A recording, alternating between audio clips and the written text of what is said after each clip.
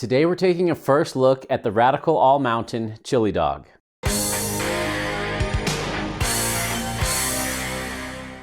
I've been seeing a lot of small hardtail companies pop up lately, and not all companies are created equal. Some are just popping up and just rebranding catalog frames and putting their brand on it and trying to sell them. Others are going overseas and just mass producing them to their specs. And then there's companies like Radical All Mountain who are doing things quite different from how most people, at least most of these new companies, are starting. Radical All Mountain is building their frames in the UK. Every single piece of this frame, except for the CNC'd yoke here, which comes from Germany, everything else is made in the UK. So I've learned a lot about this company, Radical All Mountain, as I've been chatting with Kieran, the owner. He's a great guy and he brings a lot of business savvy to the table.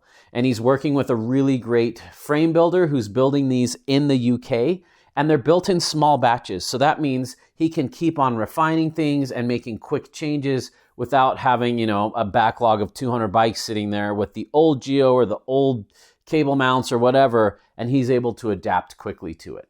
When we chatted about featuring this frame on the channel, he said, I want you to go through the ordering process like you're a regular customer and give me feedback on it. And so I did. It was a wonderful process. The communication from Radical All Mountain has been second to none. Best communication I've had anywhere in the bike industry. So after I placed my order, I got an email confirmation from them. Thank you for placing your order. We're stoked that you're stoked. And then I got regular updates telling me how far along my exact bike was through the process. That is really refreshing. It feels like the professionalism of a big company without the bean counters of a big company and all the middle management.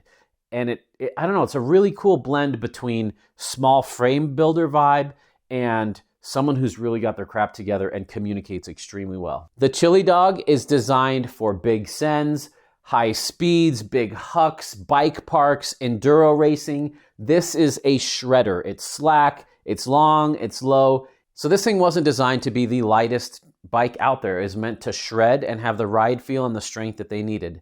Still, this frame came in at 6.67 pounds.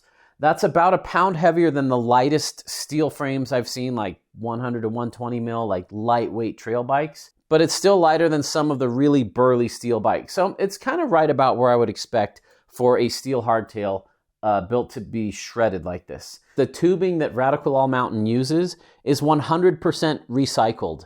We've got Reynolds 853 down tube and top tube, and Reynolds tubes everywhere else that have been hand selected for weight, compliance, and strength. That sounds like a small builder thinking, like a guy who's hand crafting these. This is the first company I've heard of that's using recycled Reynolds tubing. That's so cool. So you can tell that Radical All Mountain is not trying to be the least expensive hardtail on the planet.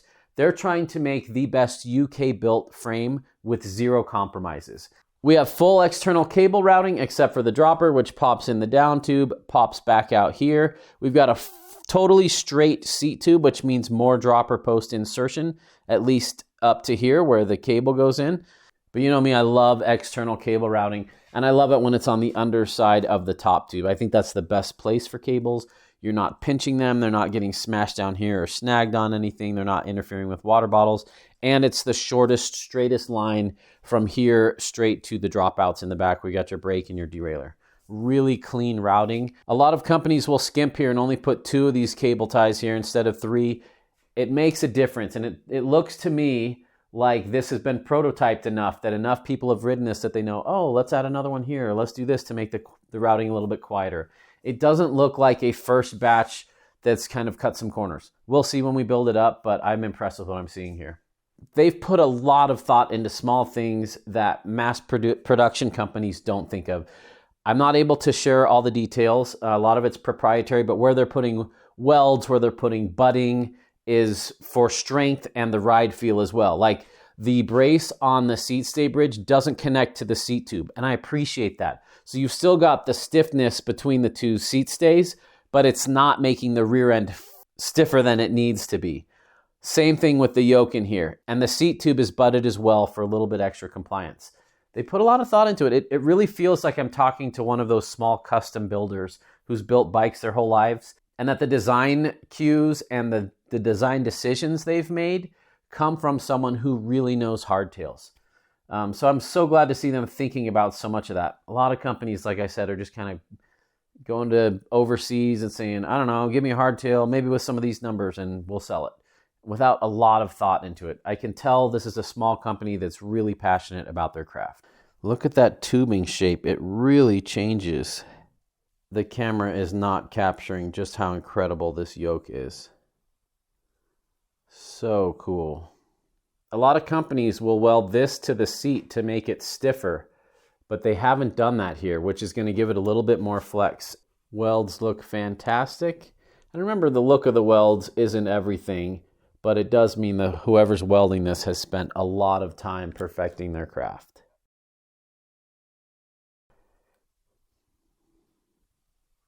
Really, really cool stuff going on here. It just kind of, from the onset, just looks like another steel hardtail, but they've obsessed over the small details. All right, let's get some close-ups of this and let's get some parts on it so we can talk about how it built up, what it looks like, and get some geo measurements. Internal cable routing is always funny on steel frames if you use this park tool because the frame's magnetic, and so you can't stick this in there because it just sticks. So we're gonna have a little bit of a tight bend in here. That's pretty normal, not the end of the world, but when you do have that tight kink and you're trying to raise your seat post, like if your buddy wants to ride your bike, you need to raise it or lower it, it's hard to push the housing through there. Also, this seat tube's extremely short, and I'm gonna be able to fit a 175 in there. So that was really easy cable routing actually, and the 175 fits slammed in here, no problem. I love these little cable ports. I've never seen them before, and they just look top notch. They were nice and wide, and they're nice and small. They don't need to be like 2 inches long. Looks really, really good. Okay, now we're gonna find out what size tire actually fits in here. This is a 29x26 on a 40i rim. It's fitting. So you'll fit a 29x26 on a regular rim, 30 or 35i, no problem, or even 40i. We've got 8mm clearance all around. Check that out. Tons of clearance up there. Tons of clearance down here. All right, for this build, I'm not gonna put 2.6s on it, even though they fit just fine. I'm gonna be running 29x24s on it. Here she is all built up, and what a fantastic build experience it was. Nothing fought me. Brake lines lined up perfectly. This full external routing is clean and tidy, and everything's where it should be. No weird bends or kinks. Earlier this week, I built another bike that took 3 times as long to build because it fought me on everything. Bravo to Radical All Mountain for making this so easy to build up. And I think when a company pays attention to the little details like cable routing and tube junctions and where the welds are, they're really paying attention to the big details as well. So the final build came in at 31.4 pounds with the stuff that I've got on here. I've got some really cool components I want to walk you through. First off, we've got the 150mm Cane Creek helm, not the lightest fork. This falls between a 36 and a 38 in weight. It's my favorite fork though. We're running the Spinergy MXX carbon wheels front and rear. I love these wheels. They've got a nice damped feel to them. Part of that's the spokes, part of that's the foam inside of them, part of that's not them being over tensioned, and they're a good price. I've got a discount code for those in my description below if you're looking for some new wheels. I featured these in a 6-wheel carbon shootout. You can go check that out and kind of compare those to see how they stacked up to some other wheels. I'm running Code RS brakes. I've got a 200mm rotor in the front, a 180 in the rear. I figured this thing's meant to shred. I'm gonna put my big downhill brakes on it. Codes are my favorite hydraulic disc brake, but if I'm honest, I'm pretty good with just about any hydraulic disc brake these days, the higher end stuff. There's some low end stuff I'm not thrilled about, but whatever's on my bike, I kind of get used to it, but I really like the feel of the Codes. We've got a Roost tie titanium handlebar. I've got a discount for these in the description below too if you want a tie bar. I think it matches really well with the 5-dev aluminum cranks and the nuke-proof Horizon clipless pedals. I think it just looks really good. I love the blue of the Radical All Mountain headset. I should have gone with a blue chainring, but I didn't have one, so we went with this purple Absolute Black chainring. We've also got an aluminum bash guard on here from Unite. I'm excited to try that. Hope I don't need to use it. Running Axis GX Eagle, which is a little bit heavier. most of the build is heavy burly tires, big wheels, big fork, big brakes, just big everything to handle the big stuff this bike's going to see. And of course, we're running my 9.8 fall line 175 mil dropper. Love being able to fit that much. And we've got a specialized bridge saddle. I really like this saddle. What else? These brakes. I'm testing out Freedom Coast's new levers. They have levers you can swap out for your brakes to customize them in color. Love to get some purple ones in, but I swapped out the levers.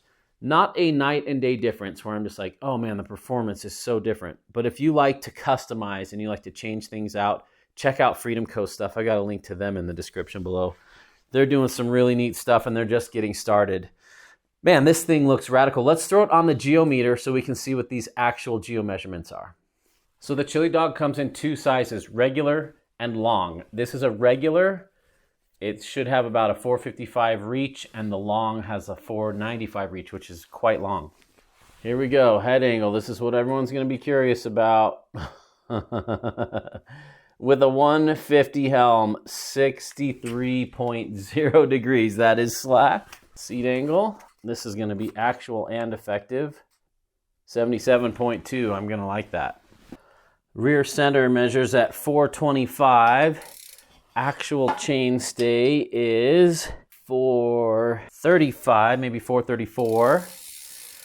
I like longer chainstays on shreddy Enduro hardtails. I just feel like they balance a little bit better. Longer chainstays put more weight on the front too, so you don't wash out.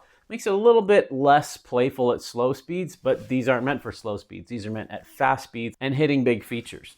Reach measures 455, spot on. Bravo to Radical All Mountain for having accurate geo numbers. Front center, 790. Wheelbase, that is over 1200. My ruler only goes to 1200. 1215 wheelbase, nice long wheelbase. Bottom bracket drop is a massive 77 millimeters. That is a low bottom bracket. Low bottom brackets corner so well. They make them a little less playful, a little harder to pop up. And effective top tube, 592. In high school, a buddy of mine had a 76 Porsche 911. And when you get in that car, it's an air-cooled car, simple car. But when you get in it and you shut that door and it just goes, chunk, and it's like this deep, solid sound. And then you drive it and just shifting through the gearbox is just chunk, chunk, chunk, chunk. Everything just feels solid. A lot like an old BMW E30. Those were great cars as well. Just really solid feeling when they drove and everything just felt like quality. I feel that feel with this bike. I've had a lot of wonderful steel bikes in here, and this ranks up there with the best of the best construction quality and just attention to detail that I've seen. I have a lot of confidence in this bike because of the attention to detail that they paid when designing it and crafting it.